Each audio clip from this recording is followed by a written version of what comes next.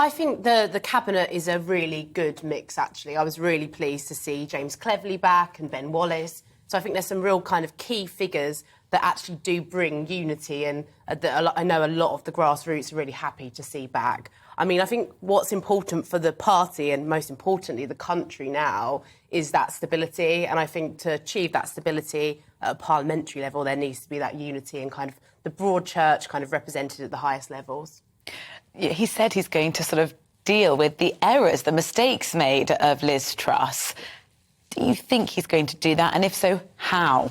He's got a big challenge. I mean, I think what was good to hear in his speech is he did recognise that need for growth, because whilst the implementation of Liz Truss's policies obviously weren't correct, I think there was a lot there that she said in terms of the diagnosis of the economy, which is correct. And obviously a lot of Conservative members support that idea. So I think that was certainly kind of a positive. But he's got a big challenge ahead of him. And I think, first of all, he needs to regain stability, some economic credibility, and hopefully he can then go on to deliver on, also importantly, some of those 2019 manifesto commitments as well. Yeah, is it possible to grow the economy and be tough on immigration?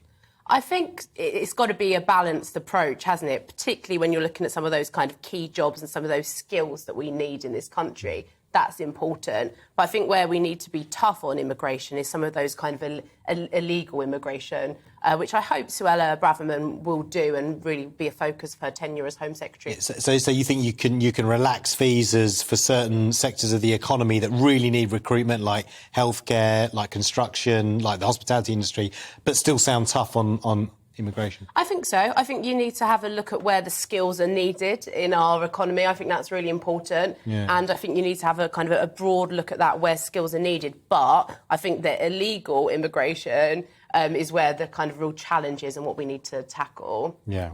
Which has not been an easy task, and many people will say they've totally failed on that regard.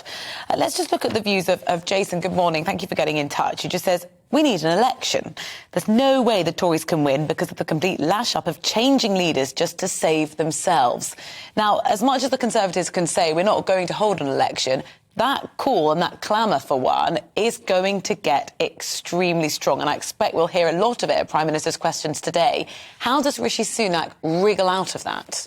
Well, I think Rishi's mandate is the 2019 mandate, which we fought an election on only 3 years ago. And I think what is important, and actually what he did say on the streets of 10 Downing Street yesterday, was it's about delivering on those kind of key pledges, from 20,000 police, protecting our NHS, and also, once we've got Brexit done now, actually getting the benefits of Brexit as well. So I think that is Rishi's mandate, and he has to be able to deliver on that to prove that we need some stability now, not a general election, certainly for a good period of time. Yeah, David Miller's already said that he thinks Rishi Sunak can't win the next election. Would you agree with that, or is the jury out? I think the jury is certainly out. I mean, I don't think people are convinced by Keir Starmer. At the moment, they've got this kind of boost out of the fact that obviously things have not been ideal for the Conservative Party in recent months, and actually that's where the boost has come. So I think it's a bit of an artificial boost. And as someone who kind of goes out campaigning, knocking on doors,